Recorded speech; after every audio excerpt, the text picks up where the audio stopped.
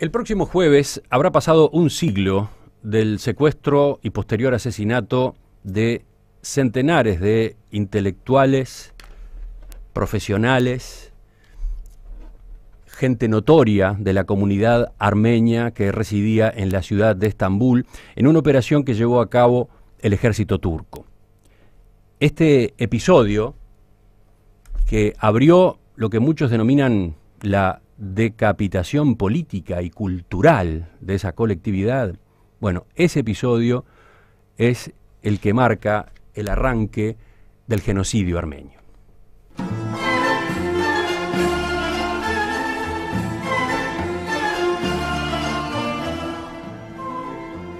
Durante 8 años, entre aquel 24 de abril de 1915 y 1923, 1,5 millones de armenios fueron exterminados por el Imperio Otomano. En los próximos minutos les propongo que revisitemos aquellos hechos, y para eso contamos en estudios con la presencia de 2 jóvenes uruguayos que han sido tocados muy de cerca por aquella página trágica de la historia del siglo XX. Estamos con 2 integrantes de la comunidad armenia en Uruguay. El arquitecto Federico Vaneskayán, buen día. Buen día, Emiliano. Federico tiene 30 años, ¿verdad? Y el músico Mikael Budakian, que tiene 37. 37. Bueno, gracias por venir esta mañana. Gracias por ayudarnos a ubicarnos, ¿no?, en aquellas circunstancias y en su proyección actual. En especial, claro, pueden preguntarse algunos de nuestros oyentes, ustedes con las edades que tienen, ¿por qué están tan involucrados? Bueno, antes que nada, buenos días y muchísimas gracias, Emiliano, por la invitación. Y bueno, uno está involucrado porque vivió de cerca las anécdotas de nuestros abuelos, ¿no? Y eso siempre está latente adentro de uno. Y fíjate que las historias no terminan nunca, porque, mirá, hace una semana estaba en la casa de mi mamá y me dice, mirá, ¿viste esta muñeca? Y saca una muñeca de plástico que tenía mamá guardada, y me dice, mirá, esta muñeca se la compró la abuela, me dice. Y mirá la historia que tiene. O sea, mi abuela cuando vende una casa que tenía ella por los años 90, le dice a mi madre, mirá, Lucy, lo único que me quiero comprar con la plata de la casa es una muñeca, porque cuando yo era chica nunca tuve una. O sea, mi abuela tenía 70 años, ahí 70 y algo. Muy impactante, ¿no? Sí, nunca había tenido una. Y fue a un supermercado cerca de casa y se compró la muñeca. Esa muñeca mamá la tiene guardada. Y bueno, ¿cómo iba a tener una muñeca? Digo, con el contexto en el cual ella nace, ¿no? ¿Podemos justamente relatar alguna de aquellas facetas? Mirá, nosotros, o sea, mi bisabuelo había sido llamado para la guerra, para lo que era la Primera Guerra Mundial, porque hay como una premeditación y una planificación en el año 1910 por parte de los jóvenes turcos que recientemente habían tomado posesión del gobierno en Turquía, y bueno, planifican en la ciudad de Salónica, en lo que hoy vendría a ser la actual Grecia, situada en la actual Grecia, y planifican ahí lo que vendría a ser el genocidio armenio. Como bien tú dijiste, el 24 de abril de 1915, lo primero que se hace como plan y como parte de ese plan, y aprovechando todo el contexto de lo que vendría a ser la Primera Guerra Mundial y la distracción de la opinión pública sobre los horrores de la guerra, aprovechan a implementar ese plan. Y lo primero era quitar a los armenios todo lo que vendrían a ser las cabezas pensantes, todos los líderes. Ahí empezaron, o sea, lo que hicieron fue justamente secuestrar y posteriormente asesinar a a todos los que eran intelectuales, a los poetas, artistas. Bueno, tú lo describiste muy bien recién. Y posteriormente, o sea, convocar, reclutar para con la excusa de la Primera Guerra Mundial, teniendo presente que, bueno, Turquía era aliado de Alemania, ¿no?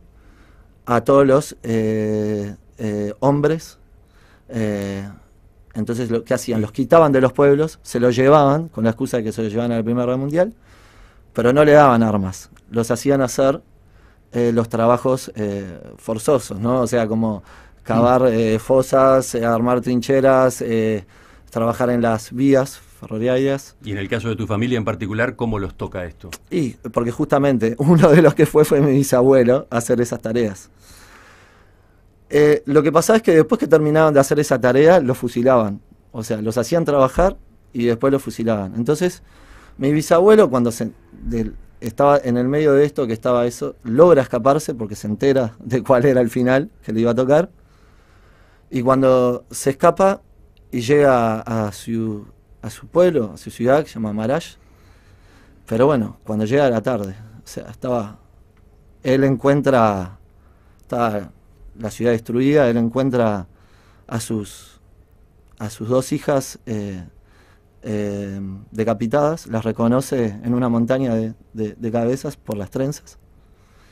Y bueno, a la mujer también la habían asesinado. Paralelamente... Mientras estás contando esto, se te entrecorta la voz. Y sí, la verdad que te eriza cada vez que lo contás. Paralelamente, la que vendría a ser mi bisabuela, que en ese momento no era la mujer de mi bisabuelo, una noche también llegan los turcos. Esto se lo contó una vez sola. Era difícil conseguir los testimonios, ¿no? Porque no era algo que les gustaba contar a ellos, estando acá. Esto se lo contó a mi tío Beis Bañán, que también es periodista, mi bisabuela antes de morir, que una noche ella tiene que irse de su casa porque los turcos lo invaden, empiezan a prender fuego, toda la ciudad, iglesias, asesinan a sus hijos, a su marido, y al único que logra salvar es a un bebé que se llamaba Misak, que tenía apenas unos días, y sale corriendo entre medio de la nieve en el invierno. Y ella, el último recuerdo que tiene es mirar para atrás con el bebé en los brazos y ver la ciudad encendida, toda en llamas, hasta que se desvanece y se desmaya. Está en el medio de la nieve. Bueno, el hijo que había rescatado se muere en ese momento congelado, y ella lo siguiente que recuerda es despertarse, bueno, en un refugio que la habían rescatado. Hemos empezado esta charla con vivencias. Sí. Muy tocantes, por supuesto, ¿no? Estremecedoras, pero que dan la pauta del tema del que estamos charlando, del tema que ahora empezamos a abordar. Al que ahora me gustaría darle más contexto por el lado histórico, ¿no? Dijimos, la fecha elegida para conmemorar los 100 años del genocidio armenio es 24 de abril. O sea, estamos remitiéndonos a hechos de 24 de abril de 1915. Pero en realidad el Estado turco venía persiguiendo a los armenios desde hacía varias décadas, luego de siglos de convivencia muy armoniosa entre esos dos pueblos. Sí, ¿Qué había pasado? ¿Por qué se desencadena esta agresión? Así es, Emiliano, como tú decías, durante miles de años, el pueblo armenio, que es un pueblo originario de esos territorios, en una primera etapa recibió de alguna manera una serie de oleadas de distintas inmigraciones, de distintas invasiones. Una de ellas es la de los turcos otomanos, que se establecieron en la región y dominaron esa región, y el pueblo armenio quedó en una situación de, digamos, sumido en el poder del Imperio Otomano. Si bien la convivencia a nivel, digamos, cotidiana o familiar en las ciudades era una convivencia armoniosa, institucionalmente la violencia estaba instalada en el sentido de que los armenios no tenían reconocidos prácticamente ningún derecho dentro del imperio por sus características nacionales, digamos, por no ser turcos. Pero puntualmente hay un agravamiento de esta situación que lleva a la planificación de un exterminio físico que se da sobre finales del siglo XIX y principios del siglo XX. Y eso se debe a un cambio en el contexto mundial básicamente y del rol que juega el Imperio Otomano. El Imperio Otomano en esa época es un imperio en decadencia que comienza a perder sus territorios europeos y donde surge en el seno del imperio y de la dirigencia del imperio y también de sectores intelectuales turcos radicados en Europa, puntualmente los jóvenes turcos, que son quienes finalmente ejecutan el genocidio en el gobierno del Imperio Otomano, la convicción de que el Imperio Otomano tiene que necesariamente recuperar su prestigio y su poderío perdido a partir de un crecimiento hacia Oriente, hacia la anexión de todos los pueblos de habla turca hacia el Mar Caspio y más allá. ¿Y qué tiene que ver eso con los armenios? Y los armenios estaban precisamente ubicados geográficamente en esa región entre, digamos, la zona que actualmente ocupa Turquía y la zona que ocupan los países túrquicos de la zona del Mar Caspio y más incluso hacia el este. Entonces, ese obstáculo,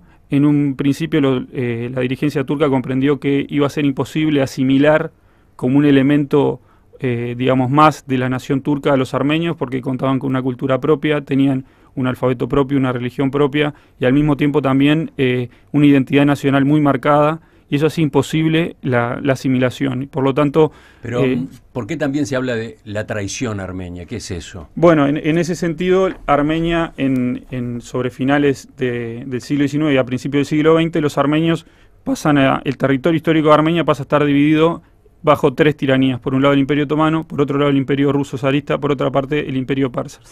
En cada una de esas regiones los armenios habían adoptado la decisión de que en caso de conflicto iban a servir lealmente a los intereses del imperio en el que residían. Esto fue interpretado por los turcos, digamos, como una señal de traición o una excusa, digamos, o un argumento falaz respecto a la justificación del genocidio, de traición, porque los armenios que, digamos, no aceptaron plegarse a una propuesta que era bastante irracional, que era que los armenios sirvieran a Turquía, sobre todo conociendo, y al Imperio Otomano, sobre todo conociendo esta situación que te comentaba de violencia institucional que ni en el Imperio Persa, que estaba bastante atenuada, ni en el Imperio Ruso, aunque también habían violaciones a sus derechos fundamentales, no se daba en la situación que se daba en el Imperio Otomano. Por lo tanto, los armenios en cada lugar, frente a la situación del surgimiento del lanzamiento de la Primera Guerra Mundial, decidieron tomar, digamos, como posición servir lealmente en cada uno de los países donde residían y donde les correspondía realizar su servicio militar. En ese caso,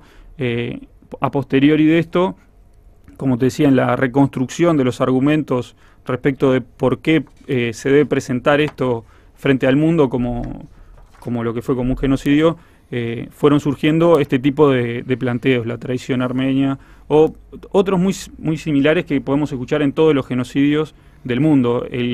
La acusación a los armenios de ser el cáncer de la economía del Imperio Otomano, que son, digamos, muy similares para cualquiera que haya escuchado la historia del nazismo o de cualquier otro genocidio, porque son los argumentos, digamos, que se promueven desde la intolerancia para validar frente a un pueblo una decisión estatal de exterminar a quien hasta hace, como tú decías, poco tiempo atrás era un vecino más. Las historias a propósito de cómo se dio esa agresión son terribles. Algunas ya aparecieron en esta misma charla, pero, por ejemplo, estaba revisando que como los armenios habían perdido su derecho a la vida, en el Imperio Otomano, que estaba en guerra, los turcos no querían malgastar sus municiones en ellos. Y como resultado instrumentaron toda una estrategia que iba, en principio, con el argumento de la deportación, a otros métodos de muerte y aniquilación. ¿Podemos contar algún detalle más en ese sentido? Sí, claro, por supuesto, hasta los crucificaban. O sea, hay que tener presente que los armenios, históricamente son cristianos, ¿no? De hecho, es la primer nación que adopta el cristianismo desde el año 301. Entonces, uno de los métodos era la crucifixión. Hay fotos, imágenes que hay, en internet se pueden encontrar fácilmente, de armenias crucificadas. Y bueno, muchísimos métodos, ¿no? O sea, las decapitaciones. Y como bien dijiste, la deportación fue una también, que fue como una excusa también, que la excusa era protegerlo al pueblo armenio de lo que eran los conflictos internos, y los deportaban, bueno, y obligándolos a cruzar desiertos como a Deir ez-Zor, en donde los forzaban a la deportación caminando cientos de kilómetros y desnudos. Mi abuelo contaba que él tenía 8 años cuando fue deportado, y bueno, y contaba que lo que más le impresionaba con 8 años es, una de las cosas más le impresionaba era cómo ellos el frío y ver a las mujeres desnudas, porque eran humillados. Y esa larga caminata era para después terminar empujándolos a un pozo, por ejemplo. Por supuesto, pero no solamente eso, sino que en el camino iban muriendo de hambre, de sed. O sea, cuentan que se peleaban por tomar el pichí de las mulas, de las pocas mulas que encontraban. Bueno, mi abuelo sufrió, o sea, la muerte de los padres en la caravana. Mientras que estaban enterrando a la madre, tuvieron que enterrarla así en el medio del camino y rápidamente para poder seguir con la caravana. Posteriormente eso, la caravana es asaltada, que era frecuente, por los kurdos, muchas veces por los kurdos. Y bueno, en esa historia, mi abuelo contaba que él sale corriendo, un kurdo lo persigue para sacarle la ropa. Se pelean entre ellos, entre dos kurdos, para quitarle la ropa, y él se da cuenta que lo que querían era robarle la ropa.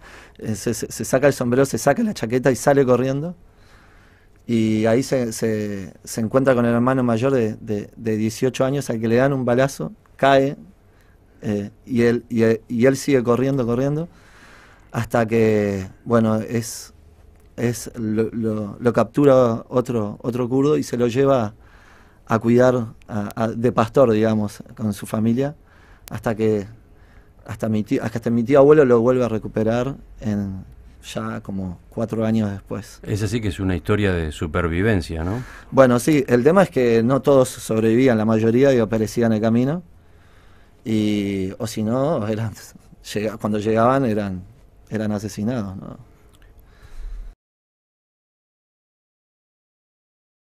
Estamos conversando con Mikhail Budakian y Federico Vaneskayán a propósito de los 100 años del genocidio armenio, o mejor dicho, del comienzo del genocidio armenio, porque el genocidio en realidad se extendió incluso más allá del final de la Primera Guerra Mundial, ¿no? Sí. Hay una segunda etapa en este proceso que ocurre después de la guerra, en la década del 20. Hasta el 23. ¿Por qué? ¿Cómo es eso? Bueno, en una primera instancia, como decíamos, el genocidio se llevó a cabo en el marco del Imperio Otomano y con la excusa de la guerra. El Imperio Otomano termina desmembrado durante la Primera Guerra y derrotado además, y surge en el marco de esa derrota la distribución de ciertos sectores de su territorio por parte de los mandatos de potencias occidentales, es decir, un mandato francés en la zona mediterránea, un mandato inglés en la zona más central de la Mesopotamia, y en algunas de esas zonas que eran donde terminaban las caravanas de deportados armenios, los pocos sobrevivientes que sobrevivían de forma fortuita, como recién contaba Micael, se agruparon en algunas regiones, digamos, lo más próximas posibles a sus antiguas patrias, con la esperanza aún viva de poder regresar y poder encontrar también a los familiares que se habían dispersado y que se habían perdido durante las deportaciones y los asesinatos. Entonces, con ese sentido, muchos armenios retornan a sus hogares bajo la protección de estos mandatos extranjeros, del ejército francés en muchos casos, del ejército inglés en otros, pero en Turquía se da un movimiento nacionalista, que es el movimiento que encabeza Kemal Atatürk, y ese movimiento nacionalista se propone la expulsión de todas las potencias extranjeras del territorio que actualmente conforma Turquía. y en ese proceso la guerra que los turcos llaman de independencia es la continuación directa del genocidio armenio, porque el objetivo fundamental que tenía era la fundación de una patria no sobre la base del Imperio Otomano, que era un imperio multiétnico, es decir, donde convivían distintas etnias, sino de una patria únicamente turca, basada en el nacionalismo turco, y por lo tanto los armenios representaban continuaban siendo una amenaza en ese nuevo esquema de una patria de Turquía solamente para los turcos. Por lo tanto, cuando se produce el retiro de todas las fuerzas, digamos, extranjeras que habían oficiado de protectores, en algunos casos de los armenios, las matanzas continúan de forma indiscriminada hasta el año 1923, cuando finalmente prácticamente no quedan armenios en el interior de Turquía, y los que quedaban, un poco en el marco de lo que tú decías de los métodos de exterminio que no implicaban necesariamente digamos el asesinato directo con una bala para ahorrar las municiones, miles y miles y miles de niños armenios menores de 5 años fueron turquificados por la fuerza, entregados a familias turcas para trabajar como sirvientes. Lo mismo que comentaba recién Micael, miles de jóvenes armenios secuestrados, y mujeres sobre todo secuestrados por tribus turcas para trabajar en sus campos, es decir, para ser mano de obra esclava, y esa esclavitud se prolongó durante un siglo en el silencio de esas familias. Recién hoy estamos empezando a escuchar testimonios de gente en Turquía que, al igual que nosotros hoy acá en Uruguay contamos nuestra historia y decimos somos sobrevivientes y nietos de este genocidio, hay gente en Turquía que hoy está empezando a recordar y a reconocer a partir de su historia que el último deseo de sus abuelos antes de morir fue decirles: ustedes son armenios, mantengan sus tradiciones en secreto, presérvense. Y bueno, ese fenómeno también tiene que ver con ese proceso de la creación de una república de Turquía homogénea, pretendidamente monolítica desde el punto de vista étnico, donde no había lugar para ninguna disidencia, y los kurdos, que durante el genocidio armenio tuvieron un rol muy activo en la ejecución del genocidio, sufrieron también esas mismas consecuencias. Durante decenas de años no pudieron ni siquiera pronunciar el nombre de su pueblo, debían referirse a sí mismos como los turcos de las montañas. Hasta el día de hoy son reprimidos, es decir, este esquema de, digamos, actualmente los problemas que Turquía tiene a nivel de materia de derechos humanos son herederos en muchos casos de ese inicio. Uh-huh. Esta semana se conmemoran los 100 años del comienzo del genocidio, pero no solo eso. Esta semana se sigue reclamando el reconocimiento de que aquello fue un genocidio. Y en ese punto es que me gustaría que retomáramos la entrevista dentro de unos minutos. ¿Por qué tanto énfasis en que tiene que existir ese reconocimiento? El próximo jueves se conmemoran 100 años del comienzo del genocidio armenio. Y hoy, en esta entrevista central en Perspectiva, estamos adelantándonos a ese aniversario, estamos repasando cómo fue ese proceso, incluso qué situación tiene hoy el debate en torno a este asunto en la comunidad internacional.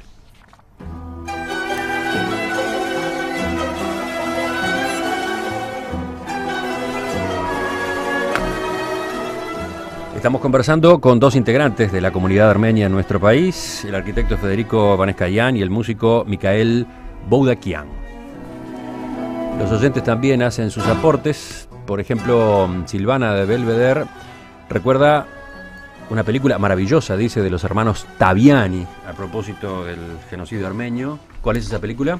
Sí, la película es El destino de Nunik, o la mansión de las alondras, que, como bien decía, recoge la historia de una familia que consigue, una protagonista que logra escapar del genocidio, y es una de las películas, digamos, que recién abordan el genocidio, porque durante mucho tiempo fue un tema olvidado, no solo por la comunidad internacional, sino también por la industria cinematográfica, en gran medida por las presiones de Turquía para que no se filmara ninguna película que recordara este hecho. Y aquí vamos a la pregunta que tal vez para ustedes resulte obvia, pero seguramente no para muchos de nuestros oyentes.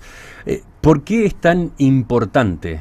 ¿Por qué sigue siendo hoy tan importante para la comunidad armenia que se reconozca que aquellos hechos efectivamente fueron un genocidio? Bueno, hay varios componentes. En primer lugar, hay una cuestión, digamos, simbólica para las víctimas que tiene que ver con que nuestras familias han tenido que pasar por la necesidad de hacer el duelo de sus familiares asesinados y simultáneamente emprender la lucha para que esto sea reconocido como el crimen que fue. Es decir, han cargado sobre su espalda con esa doble situación. Por otro lado, a nivel jurídico, para nosotros es fundamental plantear que en la medida que existe un crimen, en este caso el crimen de genocidio, está tipificado, se tipificó en base a la experiencia que hubo a nivel internacional con el genocidio armenio y con el holocausto judío en 1948, es decir que... Claro, pero la tipificación de genocidio es posterior a la existencia misma de lo que estamos hablando. Del crimen, y al mismo tiempo la intención digamos, apunta a que existe una condena internacional por dos motivos, porque la impunidad en la que se encuentra actualmente el genocidio armenio ha sido, digamos, la inspiración para que otros genocidas decidan emprender sus planes sin temor a las consecuencias. En el caso más concreto, Hitler al momento de invadir Polonia les dice a sus hombres: maten sin piedad. Hoy, 20 años después, nadie se acuerda del genocidio armenio. Entonces, esa impunidad es la que nosotros estamos intentando desterrar, porque a nuestras familias nadie le va a devolver las vidas perdidas, nadie va a devolver las pérdidas enormes que tuvo nuestro pueblo en ese genocidio, pero nosotros apuntamos a que en la medida que los crímenes no son debidamente condenados y no hay justicia, no existe la posibilidad de seguir adelante. Y al mismo tiempo, a nivel político, hoy dentro de Turquía, el que no existe un reconocimiento del genocidio implica, por un lado, la violación de los derechos de la minoría armenia que aún reside en Turquía, que son 50.000 armenios que viven con una limitación total de derechos, porque Turquía, en la medida que mantiene su impunidad, ha ido creciendo también en su autoritarismo y su desprecio hacia las minorías, y en el caso de los armenios es bastante notable. Y al mismo tiempo, la postura de Turquía frente a Armenia, en la medida que no existe un reconocimiento del crimen, es una postura también de agresión. Es decir, Turquía tiene desde 1993 su frontera cerrada con Armenia, que es digamos, el cierre unilateral de fronteras, está considerado una agresión internacional, y es una situación que se permanece hasta el día de hoy, y el bloqueo tiene como condición explícita para su levantamiento que Armenia deje de reclamar el reconocimiento del genocidio. La historia del genocidio armenio y la de nuestro país tienen varios puntos de contacto, y uno muy importante es que Uruguay fue en realidad el primer país que reconoció oficialmente que aquella persecución había sido un genocidio. Fue en 1965. Exactamente, en 1965 nosotros tenemos el orgullo de decir que nuestro país fue el primero en reconocer como Estado el genocidio armenio. ¿Tá? ¿Cómo se dio eso? Esa particularidad. Y bueno, eso fue presentado al Parlamento en ese momento por lo que era la lista que encabezaba por Salmán Michelini, Hugo Batalla, por intermedio del diputado Martínez Moreno. La lista 99, entonces integrante del Partido Colorado todavía. Hasta ese entonces integrante del Partido Colorado, sí. Y bueno, fue votado por diputados, votado unánimemente también por los senadores, hasta que bueno, fue reconocido a nivel de gobierno. ¿Por qué? ¿Pero por qué ocurrió eso acá? Porque la comunidad armenia, trabajó fuertemente para poder lograrlo, ¿no? ¿Qué peso tiene la comunidad armenia en nuestro país?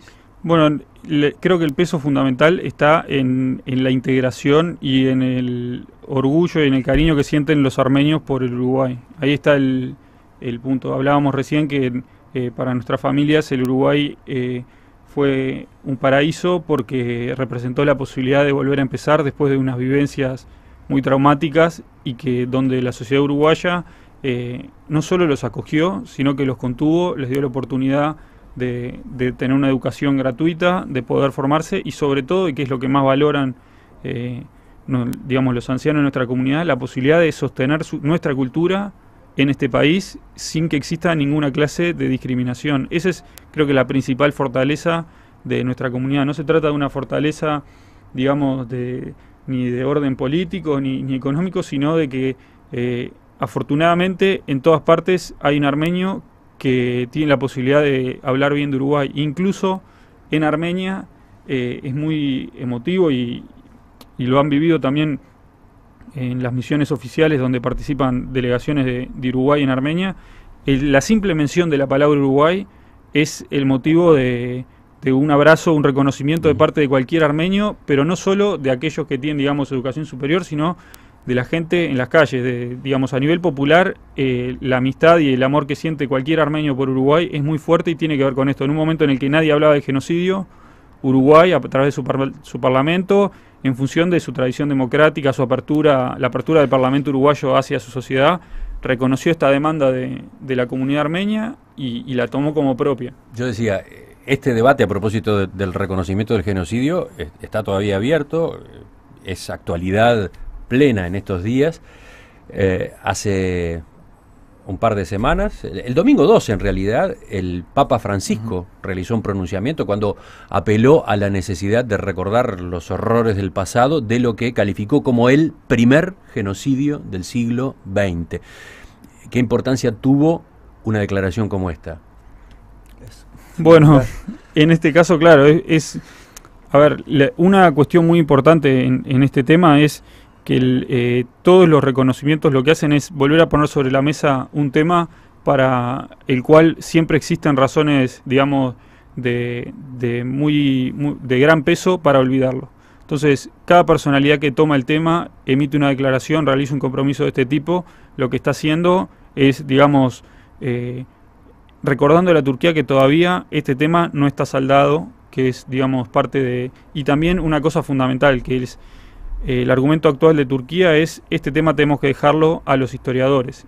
Y lo que piensa el resto del mundo, incluido el Papa Francisco, es que cuando una herida permanece abierta, no puede ser materia de la historia, sino que es materia del presente y fundamentalmente del futuro. Pocos días después, la Eurocámara le exigió a Turquía que reconociera el genocidio, pero la reacción que obtuvo de ese país fue tibia, sí, suave, fría, ¿no? No solamente suave, sino que el presidente Erdogan dijo que en Armenia, que en Turquía habían 100.000 armenios indocumentados que si ellos querían los podían deportar. Bueno, que además, claro, habla clara 100 años después que siguen mostrando la hilacha. Digamos que el máximo al que ha llegado el Estado turco o el gobierno de turno en Turquía ha sido ofrecer condolencias a las víctimas. Eso fue el año pasado, El año ¿no? pasado, Claro. y por parte también del presidente Erdogan. Pero es muy paradójico, digamos, en el sentido de que en algún punto cuando uno es el culpable como Estado de lo sucedido, ofrecer condolencias como si se tratara de una catástrofe natural es irónico, y al mismo tiempo cuando por un lado uno ofrece condolencias y por otro lado descubre que el propio presidente Erdogan y su gobierno están implicados en la presión continua que se realiza contra los líderes de la comunidad armenia que vive en Turquía, que se empiezan a conocer las implicancias que tuvo el gobierno de Turquía en el reciente desalojo de las ciudades armenias en Siria, donde la colaboración entre el ejército de Turquía y los combatientes sirios que atacaron las ciudades armenias y el Estado Islámico que destruyó precisamente el mausoleo del genocidio armenio en el desierto de Deir ez-Zor, que actualmente queda en Siria, es total. O sea, el ministro de Relaciones Exteriores de Turquía, hablando en escuchas que se hicieron públicas, brindando su apoyo a esas acciones. Es decir, Y el hecho de que esta sea la actitud del gobierno de Turquía, cuando por otro lado está tramitando su acceso a la Unión Europea, cuando la Eurocámara le plantea esta exigencia, ¿cómo juegan todos estos factores? ¿Qué poder tiene la Unión Europea para seguir presionando a Turquía? Y bueno, en un principio, en el año 1987, el Parlamento Europeo tomó una resolución que disponía que Turquía no podía entrar a la Unión Europea hasta que no resolviera una serie de temas. Uno era el reconocimiento del genocidio armenio. Esta resolución, digamos, retoma esa resolución en una instancia distinta porque la capacidad, digamos, de presión actual es distinta en la medida que Turquía ha, de alguna manera, bajado sus expectativas respecto a su ingreso a Europa. Por lo tanto, el presidente Erdogan, que en 2005 estaba muy interesado en que Turquía ingresara a Europa, dio una serie de pasos intentando mejorar la situación de los derechos humanos de Turquía. Hoy nos damos cuenta que su actitud es completamente distinta porque lo que están esperando de Europa actualmente los turcos es radicalmente diferente también. En perspectiva, periodismo para la aldea global. Micael Boudaquian, Federico Vanezcayán, gracias por acompañarnos esta mañana, gracias por ayudarnos a situarnos todos ante aquellos hechos y su proyección en el presente. Volvemos a conversar en cualquier momento, si les parece. Bien, y Emiliano, te pido una digresión nada más para invitar a todos los que quieran sumarse a las actividades de conmemoración este año. Especialmente vamos a estar realizando una marcha en 18 de julio para compartir con el pueblo uruguayo nuestro reclamo y nuestra solidaridad. ¿Cuándo es? ¿Cómo son los detalles? Es el jueves a las 18 horas, partiendo de la Intendencia y finalizando en Plaza Independencia. Están escuchando la pauta, afortunadamente, en tu programa. Va a haber un concierto en Plaza Independencia también para reconocer digamos, al Uruguay por esto y para, digamos, tomar una actitud positiva y de conmemoración activa de este tema. Y el 24 de abril, el viernes, a las 18:30 horas, en el Palacio Legislativo, Salón de los Pasos Perdidos, el acto central conmemorativo con la presencia de autoridades y también el homenaje de la comunidad armenia al Parlamento uruguayo, porque cumplimos 50 años de esta ley maravillosa que reconoció el genocidio armenio.